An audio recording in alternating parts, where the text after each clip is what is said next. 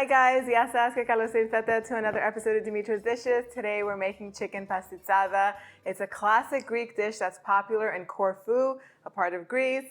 And it's basically a hearty, warm chicken stew that's served over pasticcio noodles, also known as bucatini here in America. It's comfort food.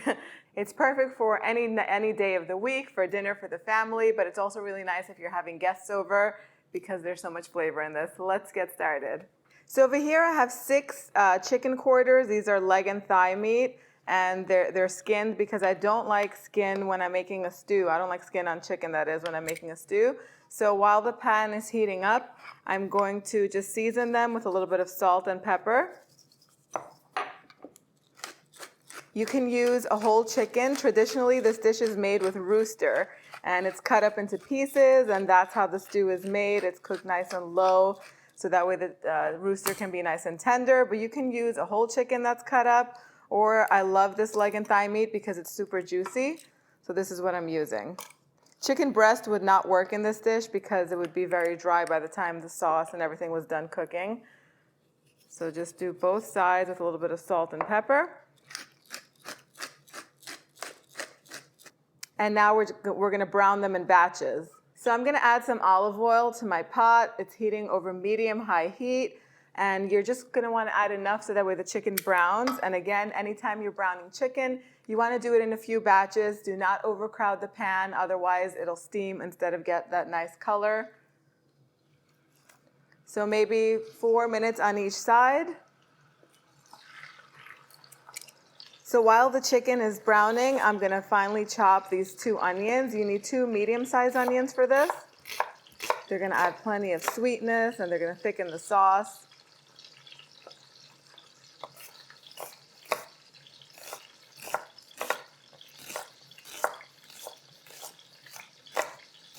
I said finely chop, but this is more like rough chop, but it doesn't matter because they're really going to melt into the sauce.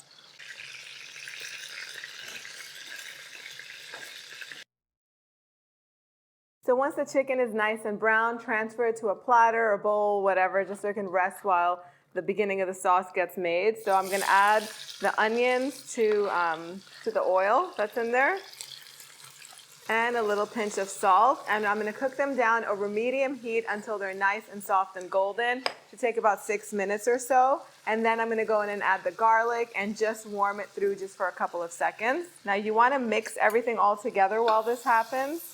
So that way the brown bits of chicken that are on the bottom of the pan are going to be released, and the pan is going to be, I keep saying pan, pot.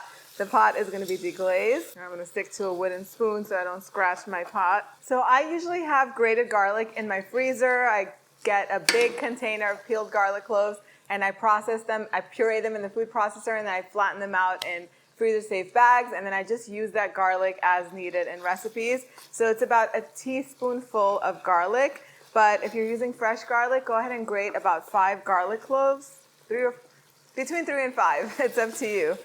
So the garlic has warmed through. Now I'm going to put the chicken back in here. So I have 5 allspice berries. And these taste like black pepper, cloves, cinnamon. They have a really nice flavor. I have 3 cloves. You're supposed to add a cinnamon stick to this, or you can add half a teaspoon of ground cinnamon. But if I put cinnamon in my savory foods, my kids won't eat it, so I'm going to leave it out. And I'm going to also leave it up to you. If your family likes it, put it in there. Personally, I love the taste of cinnamon in tomato-based sauces. I have 2 bay leaves that are going in. Some black pepper, about 28 ounces of pureed tomatoes.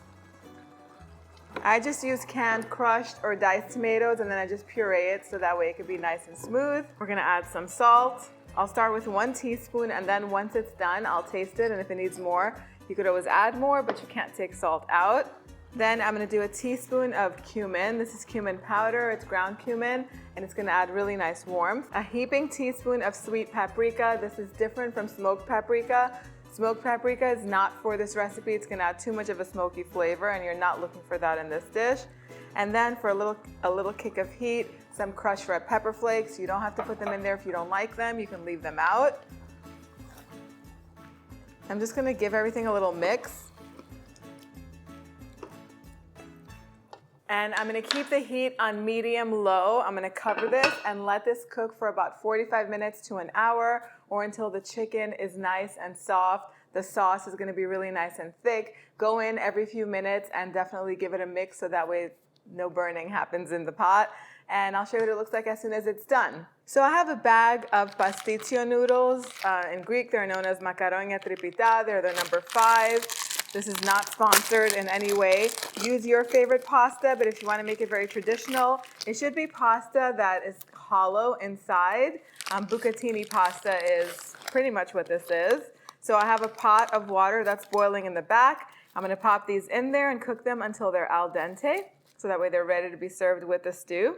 So the chicken was ready in 45 minutes. I have made the stew before where the time went all the way up to an hour. So keep an eye on it. I didn't add any extra liquid because chicken does tend to release lots of liquid, and it just adds so much flavor. If you were to add water, it would make the sauce too thin, and it'll also water down the flavor. So I didn't add anything. I just went in and I stirred it often. Then once the chicken was done, I did taste it to make sure that the seasoning was right, and it is perfect. I didn't add any sugar to the sauce. I usually add sugar, about a teaspoon, when I'm using canned tomatoes because of the acidity, but because we used 2 onions, the natural sweetness from the onions was just the right amount. And then the only thing I did to garnish this and to finish this off was I added a tablespoon of dried oregano, and I also finely chopped about 2-3 tablespoons of fresh parsley, garnished it, and then it was time to plate everything. So you can serve the pasta and the chicken separate, but traditionally, it's just served over a bed of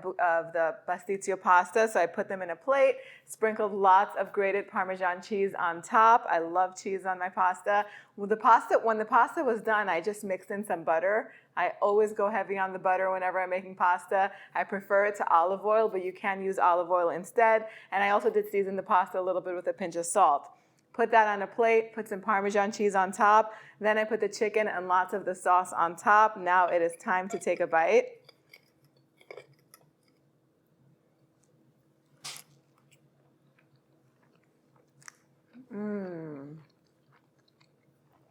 So delicious.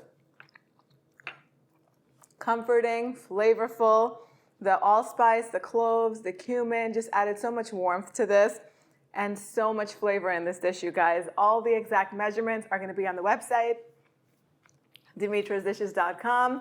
Let me know what you guys think in the comment section down below, and post your recipe requests down there. I do read them, add them to my list, and I get to them one at a time. Thank you guys so much for spending time with me today. I'll see you all next time. And if you want to learn how to make the beef version of this, click over here and I'll see you right over there. Yes, As.